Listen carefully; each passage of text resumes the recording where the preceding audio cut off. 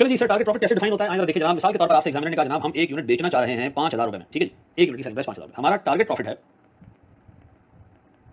20% of selling price, ठीक है जी, 20% of selling price, या हमारा टारगेट प्रॉफिट है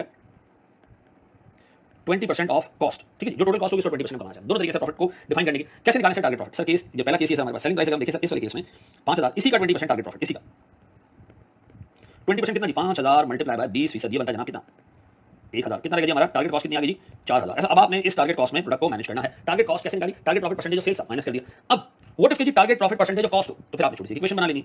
हमें एक बात पता है कि सेल्स प्राइस बराबर है कॉस्ट प्लस टारगेट प्रॉफिट, ऐसा cost plus target profit, cost plus target profit, ऐसा।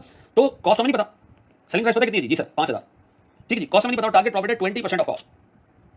तो आप इसको इस तरह लिखिएगा सर। अब बताएं मैं इसको फर्दर एक्सप्लेन करूं तो this is 1.2 cost equal to 5,000, ऐसा। अब बताइए कॉस्ट कैसे डिफाइन होगी सर, 5,000 डिवाइडेड बाय 1.2, ठीक है जी सर, 5,000 डिवाइडेड बाय 1.2, ठीक है जी, ये आ जाता है मेरे पास सर, कॉस्ट आ जाती है 4,167, ऐसा 4,167, ऐसा। अब बताएं सर, अगर मैं आपसे कहूँ मेरे प्यारे भाई, मेरी सेलिंग प्राइस है 5,000, मेरी टारगेट कॉस्ट है जनाब कोई 4,167, तो बताएं सर मेरा टारगेट प्रॉफिट कितना होगा। सर टारगेट प्रॉफिट इन दोनों का डिफरेंस है, 5,000 माइनस कर दूँ तो ये मेरे पास आता है जी 833, ऐसा। और अगर इसे शॉर्टकट आपको ध्यान में रखना है तो ऐसे भी निकाल सकते हैं कि 5,000 सर 120% है, तो डिवाइडेड बाय 120%, इससे कॉस्ट आ जाएगी, मल्टीप्लाई बाय 20%, कॉस्ट का 20% प्रॉफिट है, तो ऐसे भी निकाल सकते हैं 5,000 डिवाइडेड बाय 120% मल्टीप्लाई बाय 20%, ये भी 833 आ गया, 3 ही आता। डन जी, डन हो गया जनाब इसको। ये एक तरीके का प्रॉफिट कैलकुलेट करना है सर। दूसरा जो तरीका देता है एग्जामिनर, ये थोड़ा सा ट्रिकी तरीका होता है सर, केस टू, और से देखिए दोस्त, केस टू में आपको डाटा भी ज्यादा देगा, ठीक है, और वो जनाब कुछ इस तरीके से कि एग्जामिनर ने कहा जी हम एक प्रोडक्ट बनाने जा रहे हैं जिसमें हम इन्वेस्टमेंट कर रहे हैं, मशीन खरीद रहे हैं सर कोई 200 मिलियन रुपए की, ठीक है जी, 200 मिलियन रुपए की मशीन, ठीक है जी। इस मशीन की लाइफ सर 5 साल है, 5 साल की मशीन चलेगी और हमारी एनुअल प्रोडक्शन 48,000 यूनिट्स होगी, 48,000 यूनिट हम साल के प्रोड्यूस करेंगे और 5 साल तक लगातार प्रोड्यूस करते हैं। हमारा टारगेट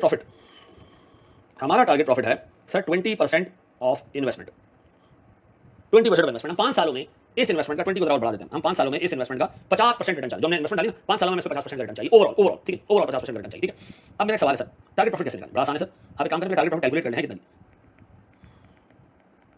सर, 200 मिलियन की मेरी टोटल इन्वेस्टमेंट है, इसका 50% मेरा टारगेट प्रॉफिट है, which is meant to be 100 million, ऐसा। 100 मिलियन रुपए मैंने कमाने 5 सालों में, ऐसा। अब बताएं सर 5 सालों में टोटल यूनिट्स कितने होंगे? बड़ा आसान है सर, 5 सालों में टोटल यूनिट्स होंगे 48,000 इंटू 5, कितना 48,000 इंटू 5, या था जी 2,40,000 यूनिट्स। अब आपने सिंपली क्या करना है, 100 मिलियन रुपयों को डिवाइड कर देना है 2,40,000 यूनिट से, यह आ जाता है मेरे पास सर 416.67, ऐसा। यह है मेरा टारगेट प्रॉफिट पर यूनिट, ऐसा। अब बताएं जूम करेंगे, मेरी सेलिंग प्राइस 5,000 है, तो मेरे एक यूनिट का टारगेट प्रॉफिट कितना है 416.67, मैं इसको 417 काउंट कर लेता हूं आसानी के लिए, कैलकुलेशन पर्पस के लिए। तो मेरे पास सर 5,000 माइनस 417 आता है जनाब 4583, ये क्या सर, ये मेरी टारगेट कॉस्ट है।